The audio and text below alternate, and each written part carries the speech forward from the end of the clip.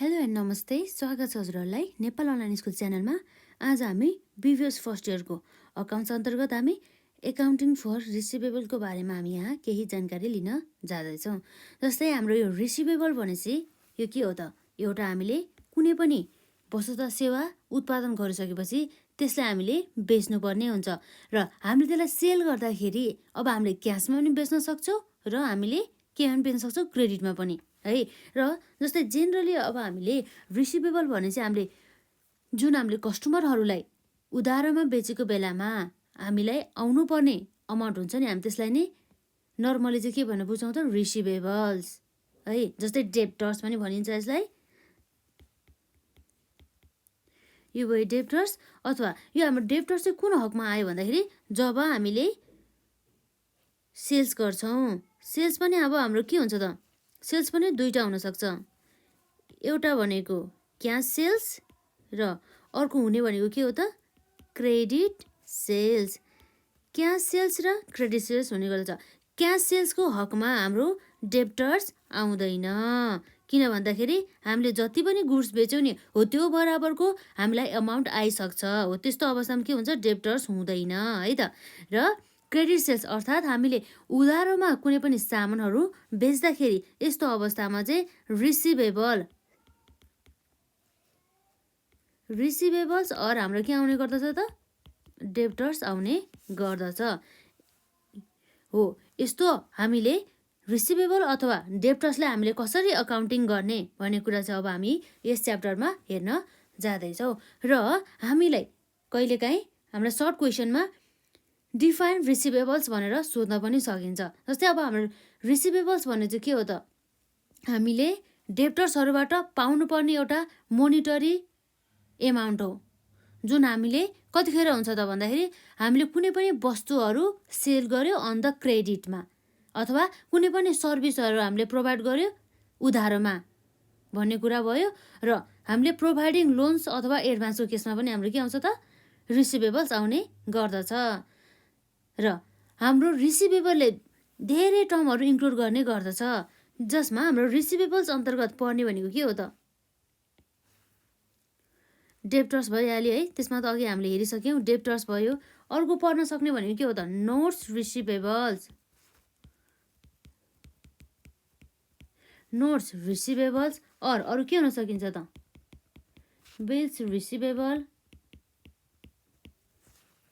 अथवा हाम्रो other रिसिभेबल्सहरू, other हामीले पाउनु पर्ने अदर रिसिभेबल्स। यसरी चाहिँ हामीले जेनरली रिसिभेबल्स अथवा डेप्टर्स भने चाहिँ हामीले डेप्टर्स, अदर रिसिभेबल्स, नोट रिसिभेबल्स, बिल्स रिसिभेबल्सहरू टर्महरू चाहिँ इन्क्लुड हुन्छ भनेर चाहिँ हामीले बुझ्नुपर्ने हुन्छ। र यदि हामीलाई एक्जाममा डिफाइन रिसिभेबल्स भन्यो भने हामीले 2 मार्क्समा सोध्यो भने हामीले लेख्न सक्छौँ है त। जस्तै हामी यहाँ हेरौँ यसको डेफिनेसनमा, रिसिभेबल्सको है त। यसमा receivables can be defined as a monetary claim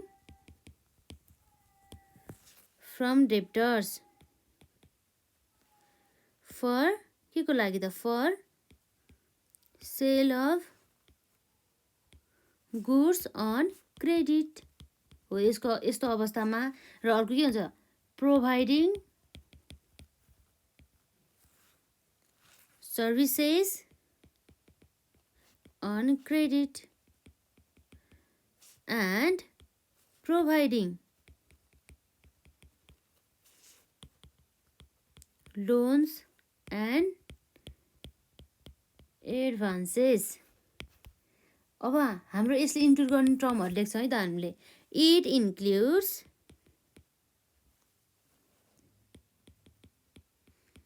accounts receivable, debtors, notes receivables,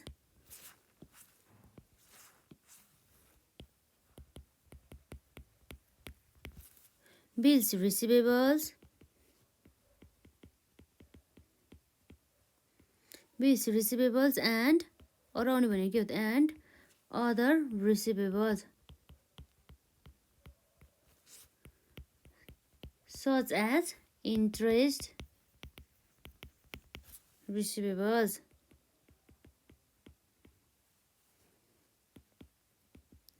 rent receivables, etc.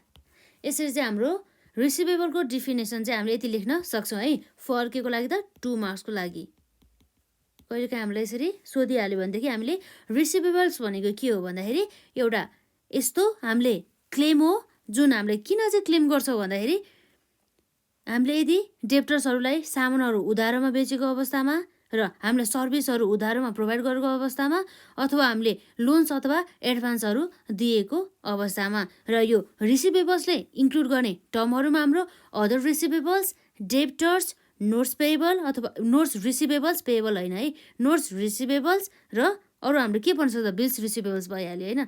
यस्तै कुराहरू चाहिँ हाम्रो पर्ने गर्दछ जुन हामीले पाउनुपर्ने हिसाबहरू भयो नि त हो। यसमा अब हामीले नर्मली हामीले रिसिभेबल्स भने चाहिँ अब बुझ्नुपर्ने चाहिँ के हो भन्दाखेरि चाहिँ यो च्याप्टरको लागि चाहिँ हामीले यदि सेल्स गर्दाखेरि यदि क्रेडिटमा सेल्स गरेको छ भनेदेखि त्यतिखेर हाम्रो के आउनु भयो त रिसिभेबल्स अथवा डेप्टर्स आउने भयो। यसरी भयो हाम्रो के भयो त रिसिभेबल्स, जसमा अब हाम्रो किन भन्दाखेरि उधारोमा बेचेको कारणले गर्दा है। अब के भयो त जेनरली हामीले रिसिभेबल्स भन्दाखेरि डेप्टर्स बुझ्नुपर्ने हुन्छ अथवा के हुन्छ त आसामी है त यसलाई भन्ने हो। र सेल्स हामीले सेल्स पनि के हुन्छ त दुईवटा टाइपको हुन सकिन्छ, क्यास सेल्स, क्रेडिट सेल्स। र क्यास सेल हुने बेलामा हाम्रो डेप्टर्स हुँदैन र क्रेडिट सेल्स भएको बेलामा मात्र हाम्रो के हुन्छ त रिसिभेबल्स र डेप्टर्सहरू आउने गर्दछ। र यसले इन्क्लुड गर्ने भनेको डेप्टर्स, अदर रिसिभेबल्स, नोट्स रिसिभेबल्स र बिल्स रिसिभेबल्स। र अब हामीलाई यदि डेफिनेसन सोधेको खण्डमा हामीले 2 मार्क्सको लागि यति लेख्न सक्छौँ है त। डेफिनेसनमा हाम्रो रहेको छ receivable can be defined as monetary claim from debtors for sales of the goods on the credit, providing services on the credit and providing loans and the advances. It includes accounts receivable अथवा debtors, notes receivables, bills receivables and the other receivables such as a interest receivable, rent receivable etcetera भन्ने कुरा भयो।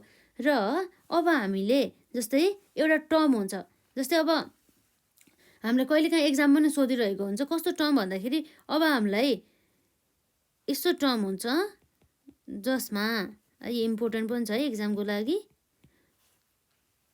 टर्म्समा हाम्रो 3/10 र यसमा हाम्रो कमा net 30।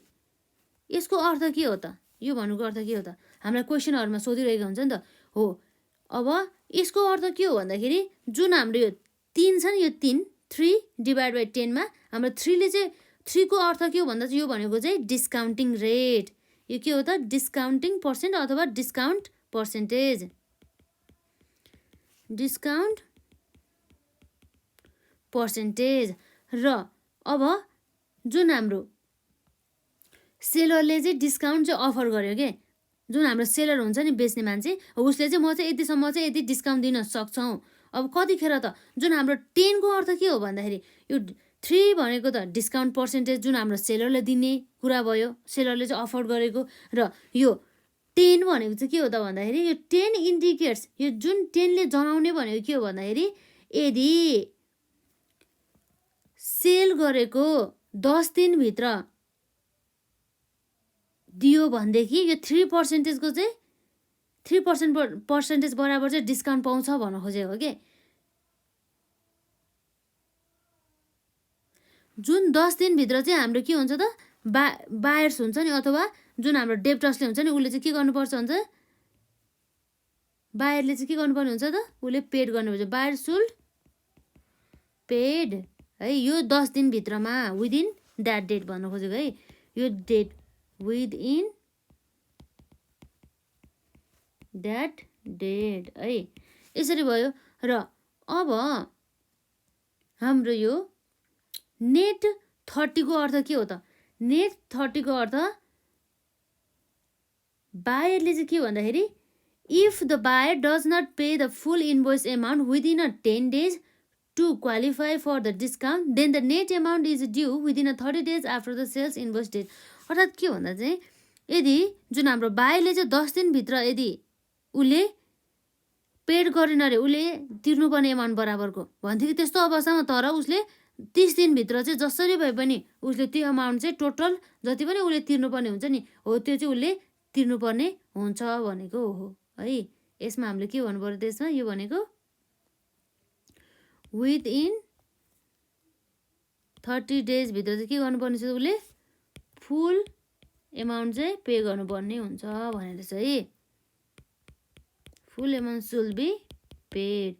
यसरी चाहिँ हामीले नर्मल्ली बुझ्नुपर्ने हुन्छ। के भयो त हाम्रो यो 3% भनेपछि यो 3 हुन्छ नि 3/10 को अर्थ 3 भनेको चाहिँ डिस्काउन्ट पर्सेन्टेज जुन सेलरले अफर गरेको हुन्छ र यो 10 भनेको चाहिँ बायरले चाहिँ 10 दिनभित्रमा दिनुपर्ने हुन्छ यदि 3% डिस्काउन्ट पाउने हो भने भन्ने कुरा भयो है।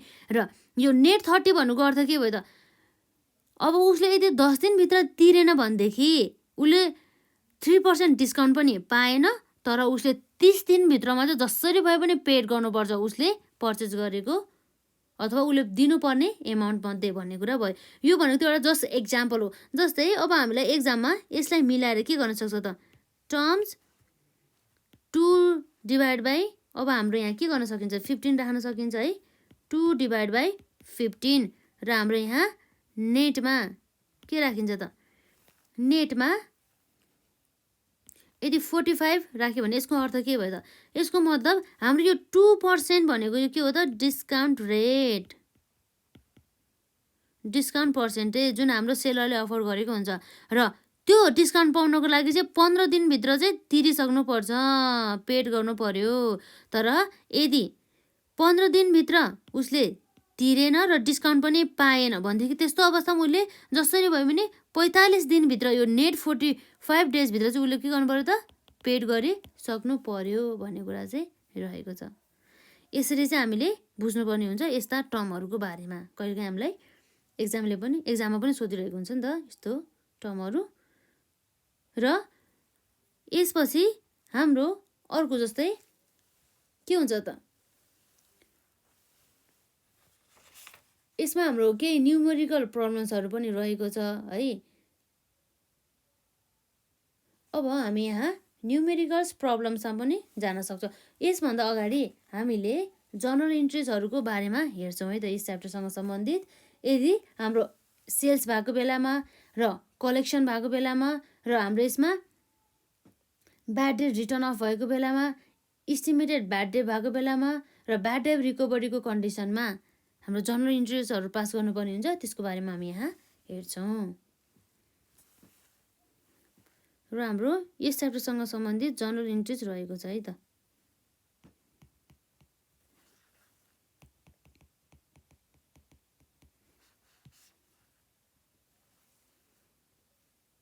जनरल इन्ट्रेस्टमा अब हाम्रो सेल्स भएको बेला हेरौँ त है त।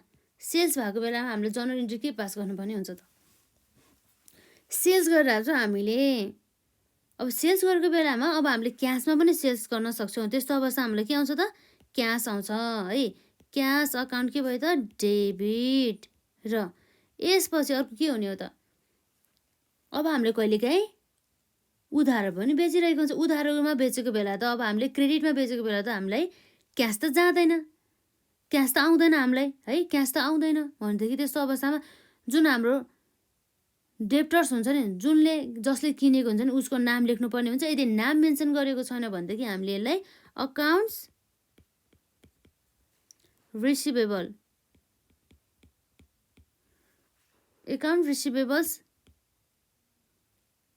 एकाउन्ट डेबिट भनेर यसरी हामीले डेबिट गर्न सक्छौँ। र यसपछि हाम्रो के आउँछ त क्रेडिटमा to sales revenue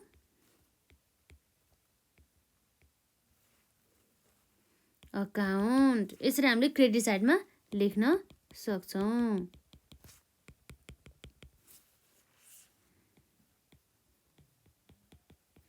being sales on क्यासमा पनि बेचेको छ किनभने क्यास आइरहेछ नि त होइन क्यास एन्ड क्रेडिट उधारोमा। र यसपछि अब हामीलाई सेल्स गर्यो। सेल्स गरेपछि अब जुन हामीले उधारोमा बेचिसकेको थियो नि, हो उधारोमा बेचेको जुन सेल्स थियो त्यो सेल्स बराबरको चाहिँ अब यदि डेप्टर्सले पेड गर्छ भनेदेखि त्यस्तो अवस्थामा हाम्रो जर्नल इन्ट्री हुन्छ है त। त्यसलाई हामी भन्छौँ कलेक्सन गरेको अवस्थामा डेप्टर्सबाट अथवा एकाउन्ट्स रिसिभेबलबाट हो। त्यस्तो अवस्थामा हाम्रो के हुन्छ त, हामीलाई कलेक्सन भने चाहिँ क्यास आउने भयो, क्यास अकाउन्ट डेबिट। र अब हामीलाई कसले दिएको त भन्दा एकाउन्ट्स रिसिभेबल घट्यो नि त है, एकाउन्ट रिसिभेबल। पहिला हामीले यसरी हामीलाई आउनु पर्थ्यो भनेर एकाउन्ट्स रिसिभेबल डेबिट गर्यो र पछि आइसकेपछि अब हामीले के गर्यो त एकाउन्ट रिसिभेबल्सलाई क्रेडिट गर्यौँ।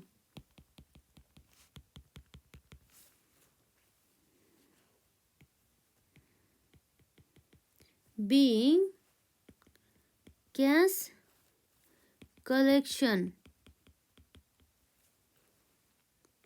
on account during the year। यो भयो है। र यसरी कलेक्सन भएपछि कहिलेकाहीँ कस्तो हुन्छ भन्दाखेरि ब्याड डेट रिटर्न अफ गर्नुपर्ने पनि हुन्छ है त। त्यस्तो अवस्थामा हाम्रो यहाँ जर्नल इन्ट्री हुन्छ रिटर्न अफको बेलामा है त।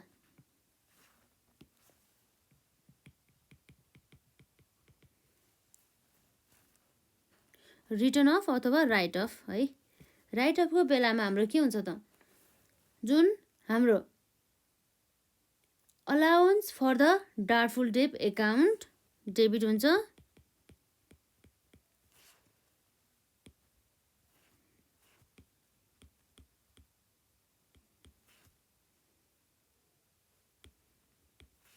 एकाउन्ट डेबिट हुन्छ। र अब के हुन्छ त, टु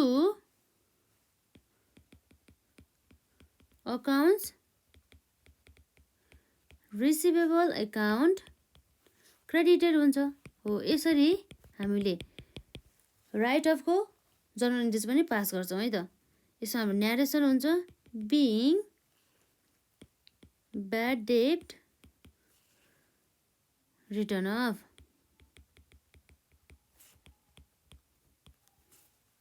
र यसरी राइट अफ पछि अर्को हाम्रो हुन सकिन्छ इस्टिमेटेड ब्याड डेटको बेलामा हाम्रो जर्नल इन्ट्री के हुन्छ त,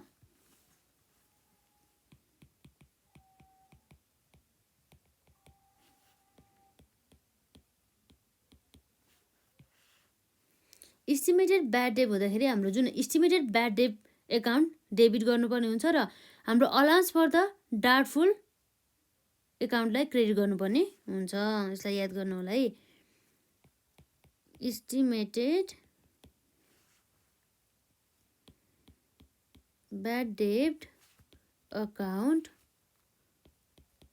debited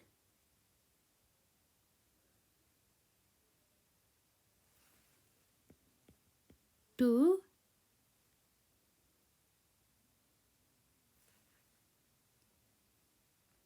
accounts receivable account. Account receivable हाम्रो के हुन्छ त, यसमा allowance for accounts allowance for doubtful debt हुनुपर्ने है। यसमा आउँछ के हो त, अलाउन्स फर डाउटफुल एकाउन्ट भनौँ न है।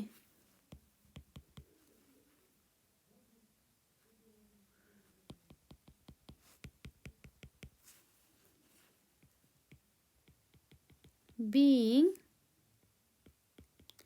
estimated bad debt for the year। यो भयो हाम्रो इस्टिमेटेड ब्याड डेट। अब कहिलेकाहीँ के हुन्छ त, जुन हामीले ब्याड डेट भनेर छुट्याएर राखेको हुन्छ नि त्यसपछि कहिलेकाहीँ चाहिँ हाम्रो रिकभर हुन सकिन्छ नि त होइन। हो यसरी ब्याड डेट रिकभरीको बेला हामीले पास गर्नुपर्ने जर्नल इन्ट्रिज है। ब्याड डेट रिकभरी जसमा हाम्रो के हुन्छ त, दुईवटा जर्नल इन्ट्रिज पास गर्नुपर्ने हुन्छ। सुरुमा हामीले अकाउन्ट्स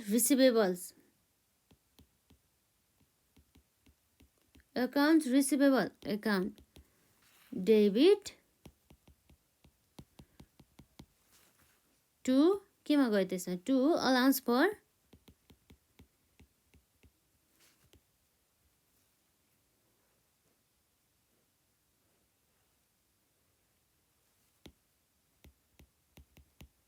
फर डाउटफुल डेब्ट है यसरी क्रेडिट साइडमा आउँछ र हाम्रो न्यारेसन हुन्छ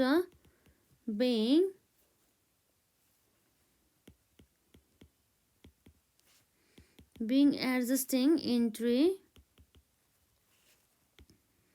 for bad debts recovered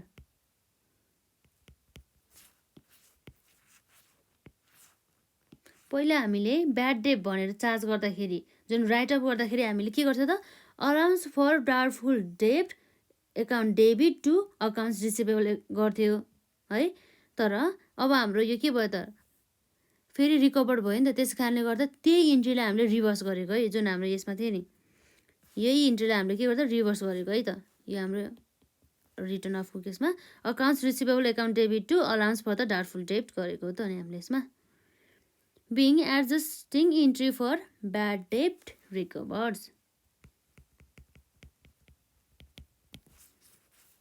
र अर्को अब हाम्रो के हुन्छ त रिकभर भएपछि हामीलाई क्यास त आउँछ त होइन हो cash account debit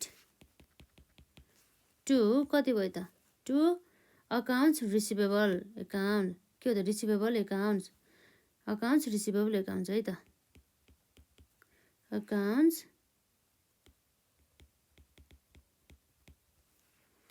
accounts receivable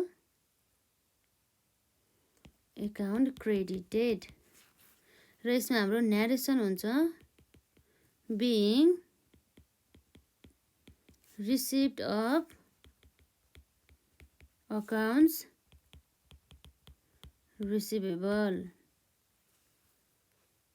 यसरी हाम्रो अकाउन्टिङ फर द रिसिभेबलसँग सम्बन्धित हाम्रो सम्भावित सबै जर्नल इन्ट्रिजहरू चाहिँ हामीले हेऱ्यौँ है त एकचोटि हामीले यसलाई हेऱ्यौँ जसमा अब हामीले यो टर्महरूको बारेमा है यसरी चाहिँ हामीले बुझ्नुपर्ने हुन्छ यो 3 भनेको के हो त डिस्काउन्ट पर्सेन्टेज र जुन 10 भने चाहिँ के हो त बाहिरले चाहिँ यदि 10 दिनभित्रमा तिर्यो भनेदेखि 3% बराबरको डिस्काउन्ट चाहिँ आउँछ जुन हामीले सेलरले अफर गरेको भन्ने कुरा भयो र नेटमा चाहिँ 30 दिनभित्र फुल एमाउन्ट चाहिँ पेड गरिसक्नुपर्छ यदि उनीहरूले 10 दिनभित्र तिरेन भन्ने कुरा भयो है र हाम्रो यहाँ जर्नल इन्ट्रिज रहेको छ सेल्स गर्दाखेरि के हुन्छ त जर्नल इन्ट्री हुन्छ सेल्स गर्दाखेरि के आउने भयो त क्यास आउने भयो यदि क्यास सेल्स छ भनेदेखि र अब क्रेडिट सेल्स छ भने के आउने भयो त एकाउन्ट्स रिसिभेबल्स आउने भयो टु सेल्स रेभिन्यू एकाउन्ट्स र हाम्रो न्यारेसन रहेको छ being sales on the cash and the credit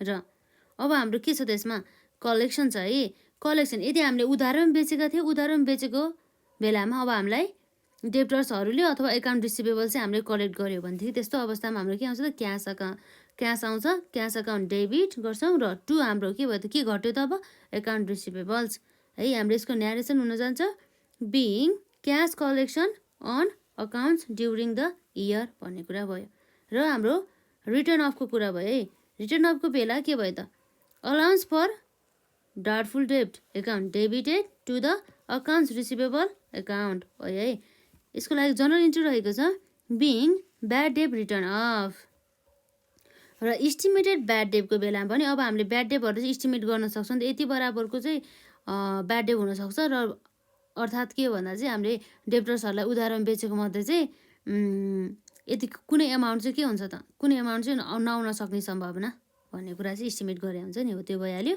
estimated bad debt account debited to allowance for the doubtful डेब्ट एकाउन्ट यसमा हाम्रो न्यारेसन रहेको छ being estimated bad debt for the year भन्ने कुरा भयो र अब हामीले यसरी ब्याड डेब भनेर राइट अफ गरिसकेका थियौँ तर पछि के भयो त ब्याड डेब चाहिँ रिकभरी भएछ हो त्यस्तो अवस्थामा रिकभरीको हकमा ठ्याक्कै हामीले ब्याड डेब रिटर्न अफमा हामीले जर्नल इन्ट्री पास गरेको थियो नि allowance for the doubtful debt account debit to account receivable भनेर हो त्यसलाई ठ्याक्कै रिभर्स गर्नुपर्ने हुन्छ त्यसमा रहेको छ त्यसको रिभर्स इन्ट्री रहेको छ यसमा accounts receivable account debited to allowance for the doubtful डेब्ट र हाम्रो न्यारेसन हुन जान्छ being adjusting entry for bad debt recovered र अर्को छ हाम्रो यसमा ब्याड डेट रिकभर हुँदाखेरि हामीलाई क्यास पनि आउँछ नि त हो, त्यस कारणले गर्दाखेरि हामी यहाँ सक्छौँ cash account debited to accounts receivable account, जसमा हाम्रो के छ त न्यारेसन रहेको छ बिङ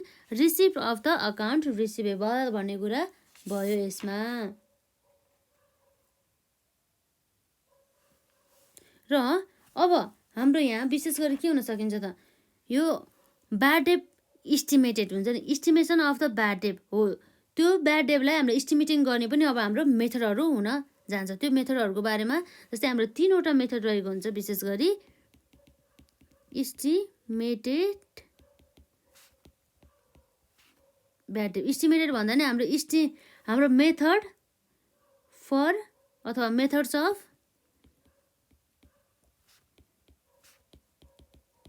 इस्टिमेटिङ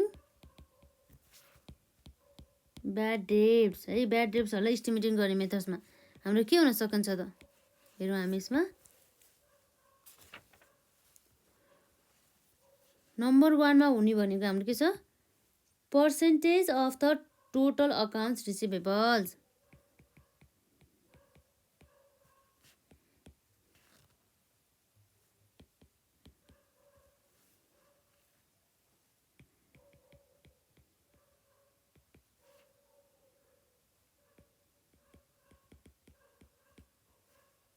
यो एउटा मेथड भयो है। र अर्को हुने भनेको एजिङ मेथड।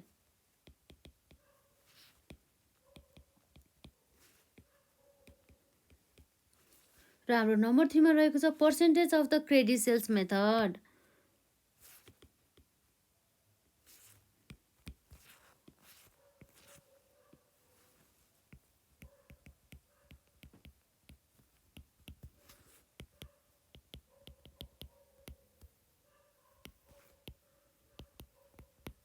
अब यो percentage of the total accounts receivable methods, ageing method र percentage of the credit sales method गरेर अब हाम्रो 3वटा मेथड रहेको रहेछ इस्टिमेटिङ ब्याड डेट गर्नको लागि। र percentage of the total accounts receivable method अनुसार के हो भन्दा चाहिँ अब यसमा के गरिन्छ त, one way companies drive and estimate for the value of the bad debt under the allowance method is to calculate bad debt as a percentage of the accounts receivable balance भन्ने कुरा भयो। र एजिङ मेथडमा के भयो त, in general the longer an account balance is overdue the less likely the debt is to be paid, therefore many company maintain an accounts receivable ageing schedule which categorises each customers credit purchase by the length of time they have been outstanding भन्ने कुरा भयो है।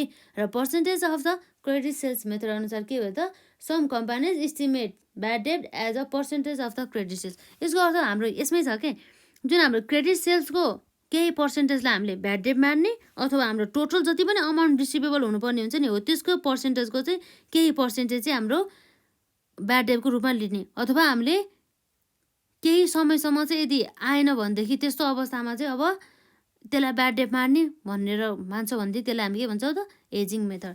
यसरी हाम्रो 3वटा method रहेको छ methods of the estimating bad डेटमा। Number 1मा percentage of the total account receivable method, र नम्बर 2मा रहेको छ एजिङ मेथड, र नम्बर 3मा रहेको छ percentage of the credit sales method. यसरी हाम्रो 3वटा मेथड्सहरू हुन जान्छ।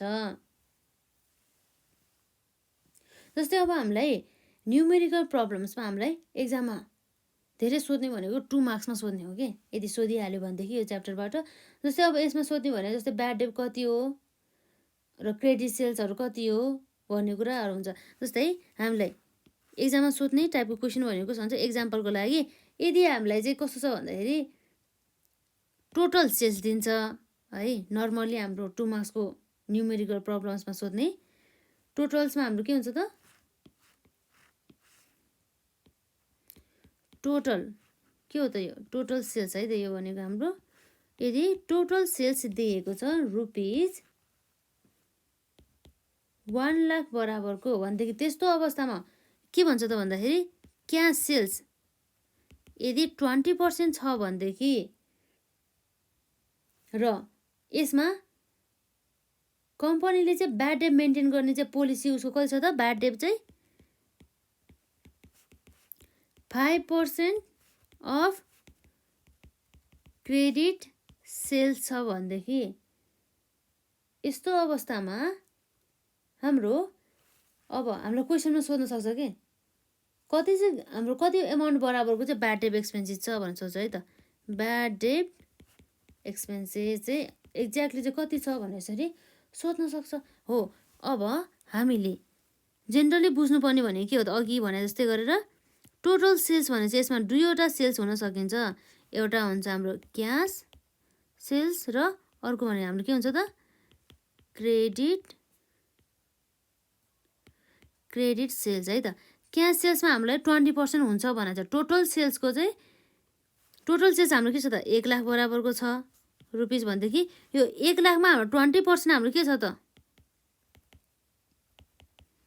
1 लाखको 20% भने चाहिँ कति भयो त हाम्रो 20,000 बराबरको अमाउन्ट जुन चाहिँ हाम्रो क्यास सेल्स छ र बाँकी हाम्रो 1 लाख माइनस 20,000 गर्दाखेरि कति आउनु भयो त 80,000 रुपिस 80,000 बराबरको हाम्रो के रहेछ त क्रेडिट सेल्स रहेछ। अब हामीलाई क्रेडिट सेल्स त आयो है त यो क्रेडिट सेल्सको अब के भन्दा त हामीलाई क्वेसनले भने चाहिँ ब्याड डेट चाहिँ 5% अफ द क्रेडिट सेल्सको चाहिँ 5% चाहिँ हाम्रो ब्याड डेट छ भन्ने कुरा भयो है त भनेपछि के हो त 5% अन रुपिस 80,000 त हाम्रो क्रेडिट सेल्स हो नि त त्यसैले र हाम्रो ब्याड डेट कति आउँछ त ब्याड डेट एक्सपेन्सेस हाम्रो आउने भनेको 4,000 बराबरको रुपिस 4,000 के छ त यो भनेको हाम्रो ब्याड डेट एक्सपेन्सेस चाहिँ 4,000 बराबरको रहेछ। यस्तै क्वेसनहरू हामीलाई सोध्ने हो कि जस्तै अब कहिलेकाहीँ अब कलेक्सन पिरियडहरू निकाल्ने भयो अथवा हाम्रो रिसिभेबल्स कति निकाल्नु पर्ने रहेछ र प्रोभिजन फर डाउटफुल डेट अकाउन्ट्सहरू बनाउने हो त्योहरू हामीलाई सोध्न सक्छ र ती सबै क्वेसनहरू हामी अब नेक्स्ट भिडियोमा गर्छौँ र आजलाई हामीले यति कन्सेप्ट मात्रै कभर गर्छौँ।